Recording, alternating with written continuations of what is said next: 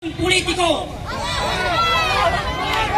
Ngayon, nakita nyo naman nung tinamaan ng bagyo ang Pilipinas sa Bicol. Tinanong si Presidente, anong dapat nating gawin? Aba, kumamot ang ulo ang bangag. Aba, tinanong siya kung anong dapat gawin kasi ang mga tao sa Bicol namamatay na dahil sa baha. Ngumiti lang ang bangag. Anong dapat natin gawin? Kung hindi ka mo naman bangag, ikaw ang presidente pero hindi mo alam kung paano mag-solve ng community. Hindi mo alam kung paano mag-solve ng problema sa bansa.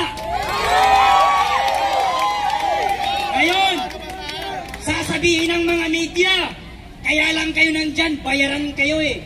Hoy, media-medyahan! Walang bayaran dito.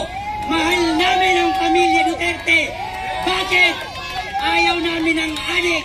Kaya mahal namin si Duterte. Duterte, maganda siya magpatakbo ng lugar at ng ating bansa. Noong panahon ni Duterte, napakaganda. Pumunta ng ibang bansa, ipagyabang na isa kang Pilipino. Pero ngayon, nakakahiya na maging isang Pilipino sapagkat meron tayong Pangulong bangag. Noong panahon ni Duterte, yang Manila Bay, puno ng basura. Dumating si Duterte, yang Manila Bay, parang sa ibang bansa na beach. Daming namamasyal. Ngayon pumalit si Bangag, parang siyar na naman ulit. Panahon ni Duterte, ang mga adik nagsitaguan. Ngayon bumalik ang adik na naman na presidente, lahat ng adik bumalik na naman. Nangampanya si Bongbong Marcos, anong sabi niya? Pag ako ang nanalo, 25 lang ang isang kilong bigas. Naupo ang bangag, ang bigas ngayon 60, ang shabu bumaba. Ang pangako niya, bigas ang bababa. Ngayon siya ang naupo, mumahal ang bigas, bumaba ang shabu. Grabe naman yan. Ngayon, tignan nyo naman ang mga binoto nating Senado na mga alagad ni Presidente Marcos Bangag Jr. Kung makaimbestiga sila kay Sara Duterte, nung humihingi si Sara Duterte ng pondo, abay si Ira Hontiveros, yung si Risa Hontiveros, kung makaimbestiga, akala mo naman anghel. Eh ikaw ang tanungin namin ni Risa Hontiveros, yung kinurakot mo, yung ninakaw mo, na 90 billion sa PhilHealth, saan mo pinunta? Tapos kung makaimbestiga ka, akala mo malinis ka? Isa kang crocodile na malaki. Tapos yang si Tambaluslos naman, Martin Romualdez na parang elepante. Yang laki ng tiyan mo, bawasan mo bago ka magpresidente.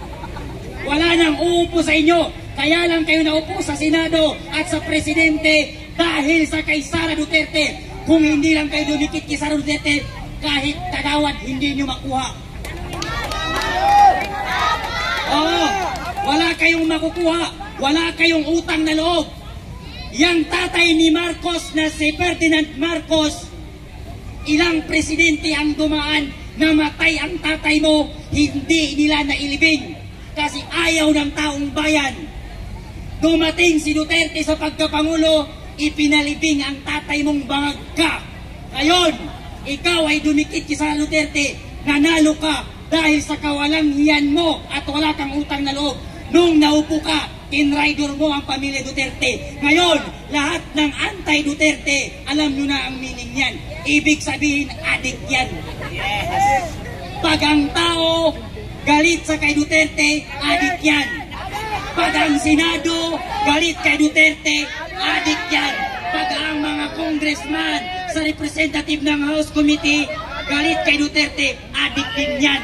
Kaya lahat ng galit kay Duterte, ayaw kay Duterte, matik na yan, adik yan lahat, pati ang kanilang Pangulo. Diba? Kaya ito ang sigawan namin. Lahat kaming nandirito, galing sa iba't ibang panig sulok ng Pilipinas. Isa lamang ang sigaw namin, Marcos Demonyo! Kung mag-resign ka na, huwag kang magpahander sa asawa mong parang zombie kung maglakad.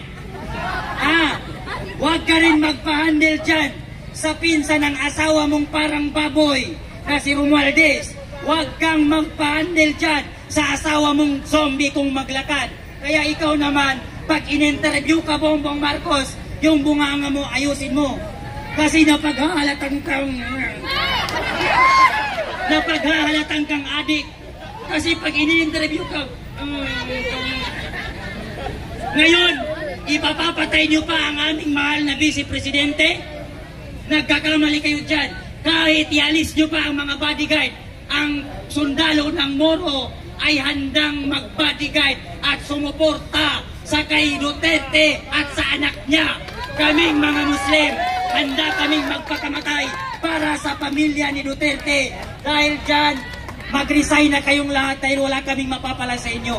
Puro kayo bangag, puro kayo adik, puro kayo bobo. Bobo, malaking bobo, hindi small. Big bobo. Okay. Resign na, Marcos. Resign. Bobo, bangag. Ayun ang nagsalita. Concern lang siya sa kanilang abuti mo ang Pilipinas. Pero anong ginawa mo? Kundi nagdroga na lumaganap sa buong Pilipinas. Kaya nananawagan ako sa'yo sa Republika ng Pilipinas, sa buong Pilipinas, sa Malacanang, na uulitin ko, mag-resign ka na! Mag-resign ka na! Mga kababayan kong Pilipino, sabay-sabay nating isigaw, mag-resign! Mag-resign! Mag-resign! Mag-resign! Mag-resign! Sisigaw natin! Duterte! Duterte! Duterte! Duterte! Duterte! Ito na lang ang sasabihin ko sa iyo, Marcos. Lalo na sa Malacanang. Alam namin na akala mo kaming mga kabataan, porket kabataan ay kailangan asikasuhin ang mga pag-aaral. O, alam namin yun. Alam namin yun. Pero bakit ganon naapektuhan ni kami? Dahil bakit? Dahil kasama ang pamilya namin sa naapektuhan sa droga na yan.